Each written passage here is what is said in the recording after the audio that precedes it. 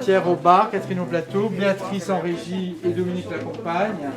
Mais en salle, Luis, tu interviens là ou ce soir, sur la rotation de 18h10. La fabrique de la scène. Une saison à Malakoff, scène nationale. Par Octave Broutard. Épisode 2. On arrive pour la deuxième visite du Théâtre 71 à l'occasion de ses 50 ans. Du Théâtre 71, moi j'imaginais une visite déambulatoire avec des stations. Moi j'aime bien l'idée des stations. À chaque station, on entend une histoire que nous raconte une personne. C'est soit un artiste, soit quelqu'un du personnel, soit un spectateur. Et ces gens vont nous raconter une histoire qui les lie au Théâtre 71 en particulier, mais au théâtre de manière plus générale. Je m'appelle Didier Ruiz et je suis le metteur en scène donc, en charge de cette mise en place des visites et je suis directeur artistique de la Compagnie des Hommes. Bienvenue au Théâtre 71. Nous sommes ravis de vous accueillir à l'occasion des 50 ans du théâtre. Donc je vous souhaite une très bonne balade et nous allons y aller. Hop, on y va.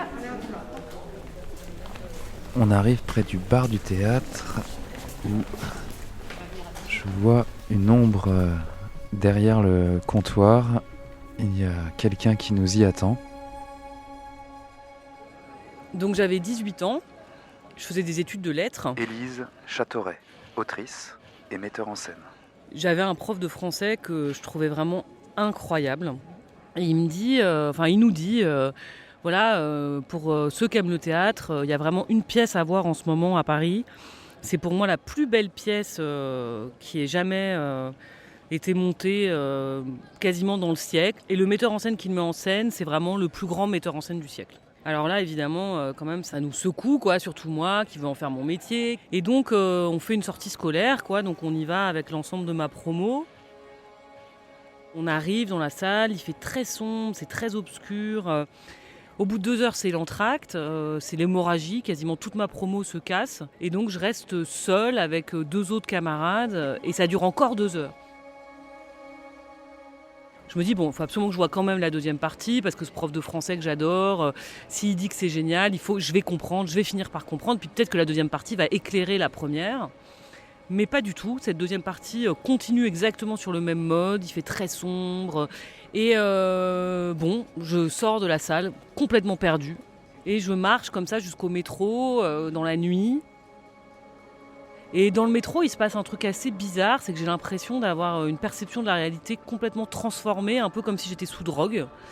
J'ai l'impression que les gens parlent hyper vite, qu'il y a énormément de bruit, de mouvement. Je regarde plus du tout le monde qui m'entoure de la même façon. S'en suivent 20 années jusqu'à aujourd'hui, où ce spectacle m'accompagne vraiment très régulièrement. Je le revisite comme une énigme, comme ça en me disant mais qu'est-ce que c'était que ce spectacle, etc.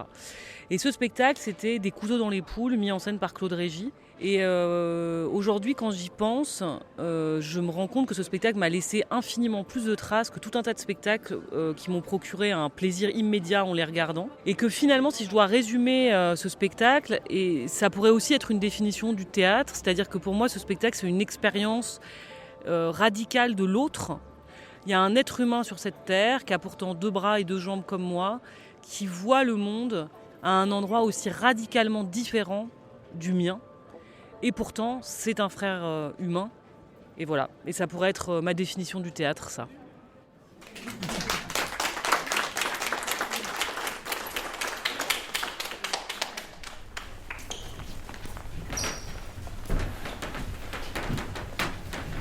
La visite continue et on arrive désormais dans la grande salle du théâtre. Là, le public s'installe et c'est Pierre Ascaride qui nous y attend. Pierre Ascaride, l'ancien directeur du Théâtre 71 de 1984 jusqu'en 2010. J'ai accueilli un spectacle de Michel Raskin sur un texte de Joël Joanneau qui s'appelait Kiki l'Indien. Et moi, je répétais un spectacle que je montais à ce moment-là ailleurs. Et donc le soir de la première, on boit un coup tranquillement comme ça, et puis je rentre chez moi, et en arrivant chez moi, j'entends mon répondeur qui se déclenche, et je vais écouter, et c'était mon décorateur qui habite à Malakoff, qui disait « Je sais pas si t'es chez toi, mais il y a ton théâtre qui brûle, et il y a des flammes qui sortent du toit. » Bon, alors donc je reprends ma voiture, j'arrive ici, et il y avait une foule de pompiers, ils étaient venus comme pour un théâtre plein, alors qu'il n'y avait plus personne dans le théâtre. Donc après l'incendie, ils étaient éteints, ça a été épouvantable pendant 4-5 mois, le théâtre était fermé. Le Kiki l'Indien a eu la chance qu'on avait une assurance qui assurait de continuer dans un autre théâtre. Et à ce moment-là, les Bouffes du Nord étaient libres. Donc ils sont allés jouer aux Bouffes du Nord, ce qui était bien pour eux. Et 4 mois après, on a pu recommencer. Mais ça fait que les travaux qui étaient prévus depuis longtemps, mais qui ne se décidaient pas, se sont décidés d'un coup, puisqu'il y avait eu l'incendie, puisqu'en plus on a bénéficié de la prime d'assurance qui nous a remboursé beaucoup de choses. Et les mauvaises langues disent que c'est moi qui ai mis le feu au Théâtre 71. Voilà.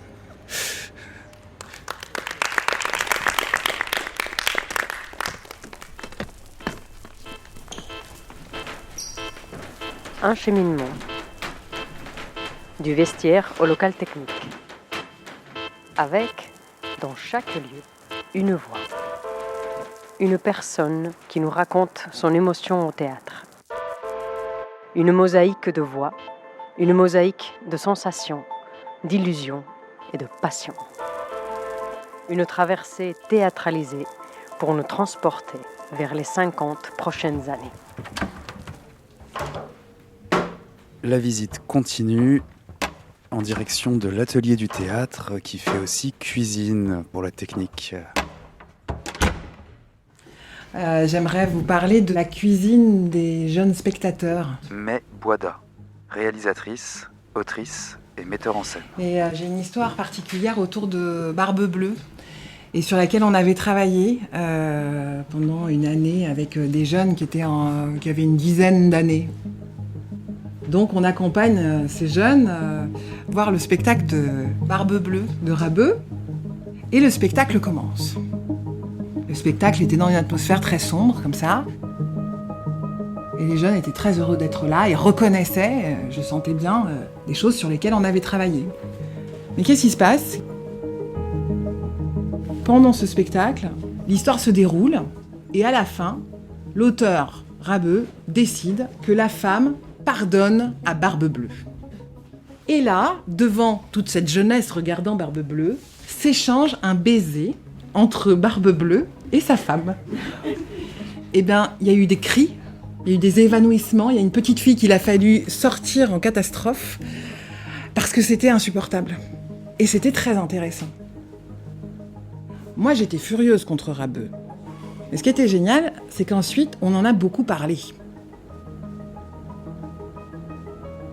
Et ça nous a fait beaucoup de philosophie, de dialogue autour de cette jeune femme et de cette épouse qui pouvait éventuellement pardonner au massacreur et à toute cette cuisine qui était derrière le cabinet de Barbe Bleue.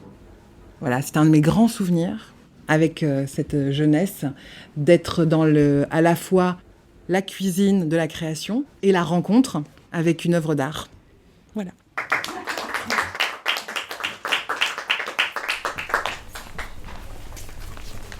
Et on continue à suivre le petit groupe pour la visite et on se rend maintenant en direction de la régie son et lumière qui se situe derrière les gradins de la grande salle.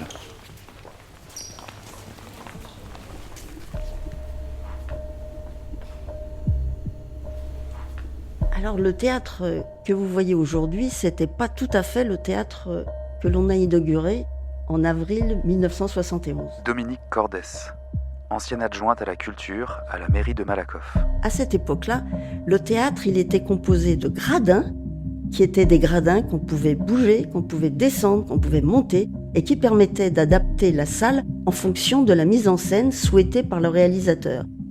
Et en janvier 1990, le 12 janvier, c'était la première représentation de Kiki l'Indien, qui était montée au Théâtre 71 et qui avait eu un grand succès. Dans la nuit du 12 au 13, on m'a réveillée. Viens vite, le théâtre a brûlé. Quoi ? Le théâtre a brûlé ? Alors moi j'arrive sur la place de l'Hôtel de Ville. Les pompiers étaient partis. Que faire de ce théâtre ? C'était inutilisable, ça sentait une odeur épouvantable, il y avait de l'eau partout. Donc on a discuté avec le ministère, avec le conseil général. Finalement on s'est dit, ce théâtre amovible, qu'on peut bouger dans tous les sens, il y en a marre. On le supprime et on construit un vrai théâtre en dur, avec des gradins en dur. Et on en a profité aussi pour l'agrandir et faire une salle de répétition qui était en bas, sous la scène. Et en 92, il est devenu scène nationale, Théâtre 71, scène nationale de Malakoff. Et on était passé dans la cour des très grands, avec un théâtre en dur. Et voilà, la visite pour les 50 ans du Théâtre 71 est terminée. Théâtre 71 qui s'appelle désormais Malakoff Scène Nationale. Et je crois qu'on va donner le mot de la fin à Didier Ruiz qui a imaginé et mis en place ces visites pour fêter les 50 ans du théâtre. Et alors ce cheminement, c'est pour les 50 ans passés ou c'est pour les 50 ans à venir ? Moi j'ai envie de dire que c'est pour les 50 ans à venir, pour nous dire combien encore une fois le théâtre est magique, combien encore une fois le théâtre est l'endroit où on nous rassemble après ces 2 ans de solitude terrible qu'on a vécu, et combien le théâtre est encore un des rares endroits de rêve, d'imaginaire, où l'émotion est reine, et que tout ça se partage et qu'on en a besoin. Donc c'est pour les 50 et 100 et 1000 années à venir. 2 fois par mois, un rendez-vous avec Malakoff Scène Nationale. Dans les coulisses, sur la scène, sous la scène, avec l'équipe et avec les artistes. C'est La fabrique de la scène. Proposé par Octave Broutard, une production Wave Audio. À suivre.